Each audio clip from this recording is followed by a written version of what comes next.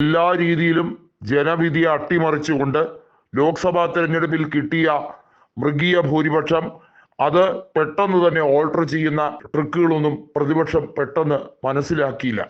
അത് മനസ്സിലാക്കാൻ സമയമെടുക്കുമ്പോഴേക്കും തെരഞ്ഞെടുപ്പ് കമ്മീഷൻ വെബ്സൈറ്റിൽ നിന്നും പല കണക്കുകളും മാച്ച് കള്ളക്കണക്കുകൾ ബോധ്യപ്പെടുത്താൻ തുടങ്ങി. രാജീവ് കുമാർ മുഖ്യ തെരഞ്ഞെടുപ്പ് കമ്മീഷൻ അധ്യക്ഷനായിരുന്നപ്പോൾ കാണിച്ച പല രീതിയിലുള്ള വേലകളും പുറത്തു വന്നിട്ടും ഒരക്ഷരം പോലും മിണ്ടാൻ തെരഞ്ഞെടുപ്പ് കമ്മീഷൻ അധ്യക്ഷൻ ഇപ്പോൾ തയ്യാറാകുന്നില്ല. സുപ്രീം കോടതിയാണ് ഏക വഴി എന്ന് വിചാരിച്ചിരുന്ന രാഹുൽ ഗാന്ധിക്കും അങ്ങോട്ട് കൃത്യമായ നീതി നടപ്പിലാക്കാൻ സുപ്രീം കോടതിക്ക് കഴിയുന്നില്ല എന്ന് മനസ്സിലായി മറ്റ് പോംവഴികൾ ഒന്നുമില്ലാതെ ഉടർന്ന അവസ്ഥയിലാണ് ഇപ്പോൾ അറ്റകൈ പ്രയോഗം എന്ന രീതിയിൽ ആ തീരുമാനം എടുക്കുന്നത്. രാഹുൽ ഗാന്ധിയെ സംബന്ധിച്ചിടത്തോളം നമുക്കറിയാം, ലോക്സഭയിൽ മികച്ച രീതിയിലുള്ള ഒരു മുന്നേറ്റം, തിരിച്ചുവരവ് ഒക്കെ ലക്ഷ്യമിട്ടതാണ്. എന്നാൽ 100-ൽ ഒതുങ്ങിയല്ലോ. നിങ്ങളുടെ മാർക്ക് 543-ലാണ് 99, അല്ലാതെ 100-ലല്ല എന്ന് പറഞ്ഞ് പരിഹസിച്ച നരേന്ദ്രമോദിയോടും കൂട്ടരോടും രാഹുൽ പറഞ്ഞ ഒരേ ഒരു ഡയലോഗാണ്, നിങ്ങൾക്ക് 99 കിട്ടിയുള്ളൂ. ശരി, ഭരണഘടനയെ നിങ്ങൾക്ക് അട്ടിമറിക്കാനുള്ള നിങ്ങളുടെ ആ അതിമോഹമുണ്ടല്ലോ, അത് ഞങ്ങൾക്ക് തല്ലിക്കെടുത്താൻ കഴിഞ്ഞില്ലേ?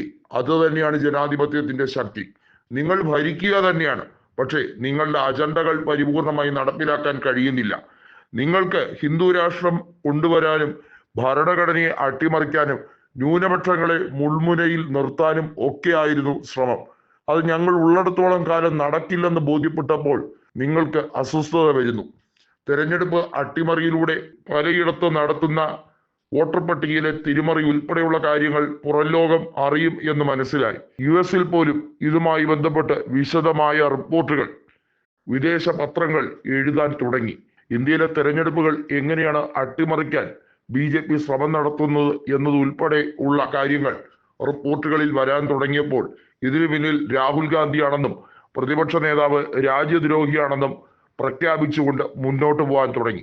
ഹരിയാനയിലും ഒക്കെ തെരഞ്ഞെടുപ്പിൽ ഇലക്ട്രൽ ബാലറ്റിൽ അവിടുത്തെ ബാറ്ററി ചാർജ് ഉൾപ്പെടെ പരിശോധിക്കുമ്പോൾ അവിടെ ടാമ്പറിംഗ് നടന്നതിന്റെ വ്യക്തമായ ആരോപണം തുടക്കം മുതൽ തന്നെ ഉന്നയിച്ചതാണ്. എന്തിനധികം പറയുന്നു, വോട്ടെടുപ്പ് കഴിഞ്ഞ ദിവസം തന്നെ ക്രമക്കേടുകളുമായി ബന്ധപ്പെട്ട ആരോപണങ്ങൾ ഹരിയാനയിൽ വന്നതാണ്. അതിനെക്കുറിച്ച് ആരും മിണ്ടിയതുമില്ല. സംഭവിച്ചതോ, മൃഗീയ ഭൂരിപക്ഷം കിട്ടേണ്ടിയിരുന്ന കോൺഗ്രസിന് കേവല ഭൂരിപക്ഷം പോലും കിട്ടാത്ത അവസ്ഥയായി. ഇനി ഈ ചതി വെച്ചു ഉറപ്പിക്കാൻ കഴിയില്ല. അതുകൊണ്ട് തന്നെയാണ് തെരഞ്ഞെടുപ്പ് കമ്മീഷനെ മാറ്റണം എന്ന ആവശ്യം വീണ്ടും വീണ്ടും ഉന്നയിക്കുന്നു. എന്നെങ്കിലും കേൾക്കാതിരിക്കാൻ കഴിയില്ല. ഉദ്യോഗ തലത്തിൽ നടക്കുന്ന അഴിമതിയും അതുമായി ബന്ധപ്പെട്ട് നടത്തുന്ന ഇടപാടുകളെ സംബന്ധിക്കുന്ന വിശദമായ അന്വേഷണം വേണമെന്ന് ജോയിന്റ് പാർലമെന്ററി കമ്മിറ്റിയിൽ പ്രിയങ്ക ഗാന്ധി തന്നെ പറഞ്ഞതാണ്. വീണ്ടും വീണ്ടും അത് ശരിവെക്കുന്ന തരത്തിലാണ്. മഹാരാഷ്ട്രയിലും ഹരിയാനയിലും ലോക്സഭാ തെരഞ്ഞെടുപ്പിലും നടന്ന അട്ടിമറികൾ അന്വേഷിക്കാനുള്ള ജുഡീഷ്യൽ കമ്മീഷന് വേണ്ടിയാണ് കൃത്യമായി പ്രതിപക്ഷം സമീപിക്കുന്നത്.